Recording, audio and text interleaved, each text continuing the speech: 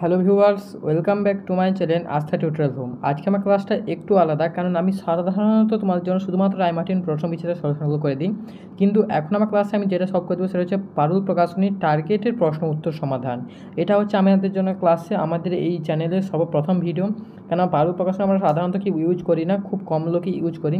কিন্তু এটা আমাদের ছাড়া মেন কারণ হচ্ছে, তোমরা তো নিশ্চয়ই জানো পারুল প্রকাশনী তাদের পারুল মেধা অন্বেষণ পরীক্ষা তৈরি করেছে, যেখানে তোমরা এই বইটা সব করতে পারলে সমস্ত কোশ্চেনগুলো করতে পারবে এবং সেখান থেকে তোমরা যদি স্কলারশিপ পেতে পারো সেখান থেকে তোমরা একটা ভালো পুরস্কার পাবে।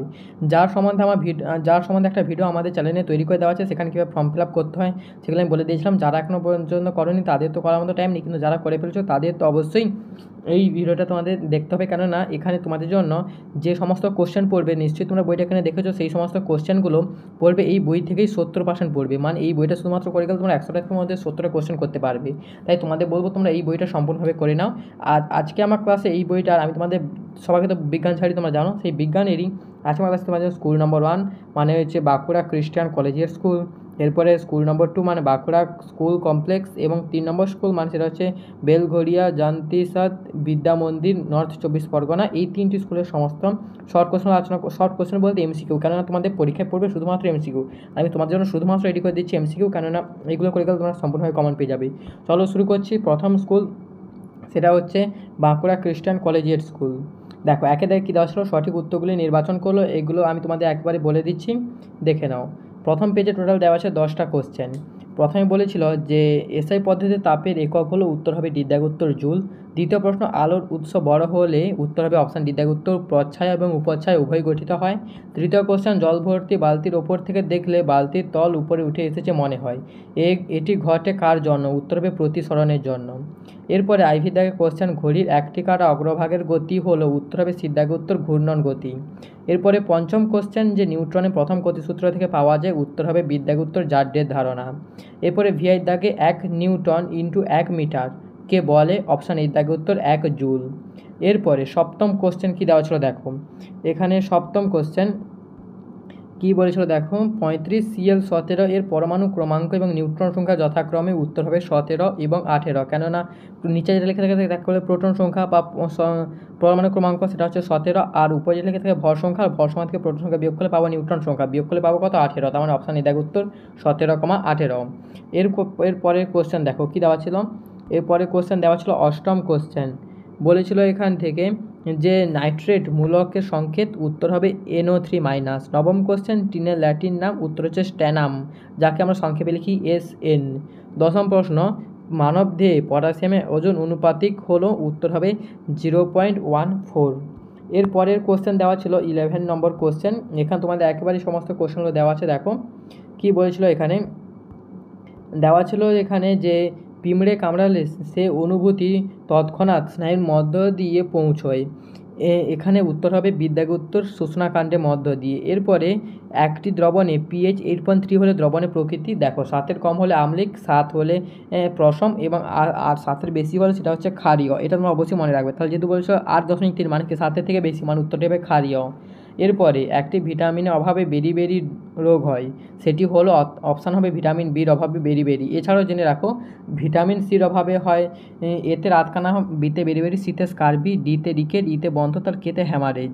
মানে এর অভাবে রাতকানা রোগ হবে বিতে বেরি, সিতে স্কারবি, ডিতে রিকেট, ইতে বন্ধ্যাত্ব, কেতে হ্যামারেজ। XIV BMI এর মান গণনা করা হলো, উত্তর হবে উচ্চতা বাই ওজন স্কোয়ার। এরপর দেখো কী দেওয়া ছিল, পেশিতে যে প্রোটিন থাকে সেই প্রোটিনটি হলো, উত্তর হবে পেশিতে উত্তরটি হবে অ্যাক্টিন, মানে অপশান সি দেখো উত্তর। এরপরে XVI মটর গাছে মূলে রাইজোবিয়াম থাকায় গাছের কী সুবিধা হয়, উত্তর হবে গাছ নাইট্রোজেন পায়। এরপরে দেখো খর্বধাবক হলো, উত্তর হচ্ছে অপশান সি দেখো উত্তর কচুরিপানা। এরপরে কোশ্চেন, একটি কোষ থেকে ক্রমাগত জল বেরোতে থাকলে সে যদি কোষটি, উত্তর হবে হাইপারটনিক কোষ। এরপরে কোশ্চেন দেখো কী দেওয়া ছিল, 19 নম্বর কোশ্চেন, মিনামাটা রোগের জন্য দায়ী ধাতুটি হলো, উত্তর হবে পারদ। এরপরে 20 নম্বর কোশ্চেন, ইঁদুর বাহিত রোগ হলো, উত্তর হবে প্লেগ। এবং 21 নম্বর কোশ্চেন হচ্ছে যক্ষা রোগ হলো, উত্তর হবে ব্যাকটেরিয়া। আচ্ছা এখানে একটা কোশ্চেন ভুল আছে, আমি এটা প্রথমে দেখিনি। দেখো দেওয়া ছিল 14 নম্বর কোশ্চেনটা BMI নির্ণয়ের সূত্র, এইটা ভুল লিখে দেওয়া আছে, অপশান হবে উত্তর ওজন বাই উচ্চতা স্কোয়ার। এরপরে যেটা দেওয়া আছে স্কুল নম্বর 2 মানে Bankura school complex, Bankura school কমপ্লেক্সে এখানে টোটাল 10টা কোশ্চেন দেওয়া আছে, দেখে নাও। উষ্ণতা পরিমাপ করা যন্ত্র হলো, উত্তর হচ্ছে থার্মোমিটার, অপশান বিদ্যাকে উত্তর। দ্বিতীয় কোশ্চেন দেওয়া ছিল তাপ হলো এক প্রকার, উত্তর অপশান সিদ্ধাকে উত্তর শক্তি। তৃতীয় কোশ্চেন বায়ুমণ্ডলে ওজোন স্তর সূর্য থেকে আগত উত্তর অতিবেগুনি রশ্মিকে শোষণ করে, কার্য করার সামর্থ্যকে বলা হয় অপশান বিদ্যাকে উত্তর শক্তি। পঞ্চম প্রশ্ন, পৃথিবীর বার্ষিক গতি সম্পন্ন করা মুহূর্তে পৃথিবীর স্মরণ, অপশান বিদ্যাকে উত্তর শূন্য। ভিআই দাগে এসআইতে কার্যের একক নয়, অপশান বিদ্যাকে উত্তর জুল। জিঙ্ক কোন মৌলটির চিহ্ন, জেডেন।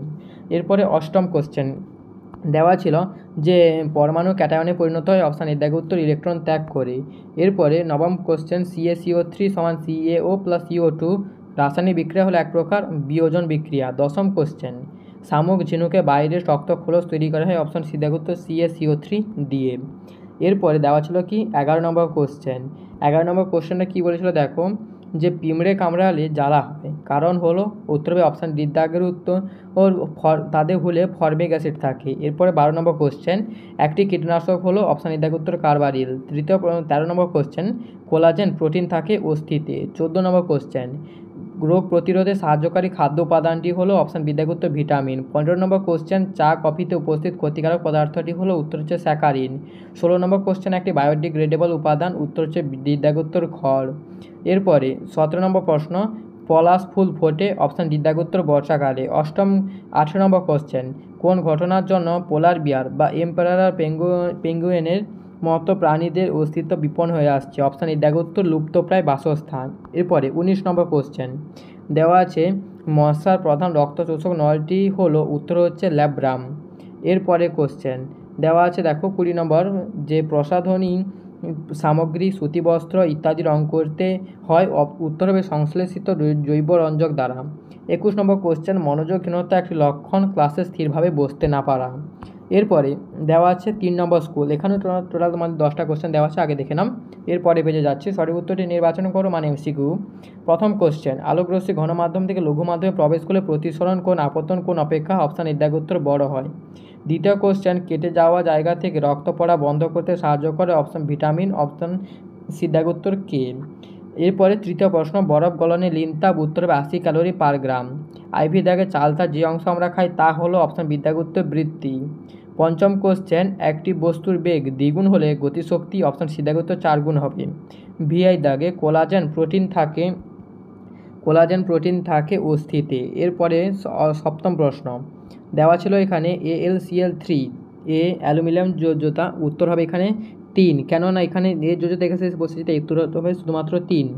এরপর দেখো কি দেওয়া ছিল, একটি গ্রিনহাউস গ্যাস যা বিশ্ব উষ্ণায়ন ঘটাতে সাহায্য করে, উত্তর হবে CFC। এরপরে শেষ দিকে কোশ্চেনগুলো দেখো, দেওয়া ছিল নবম কোশ্চেন, এসআইতে বলের একক হলো, উত্তরটি হচ্ছে এখানে নিউটন।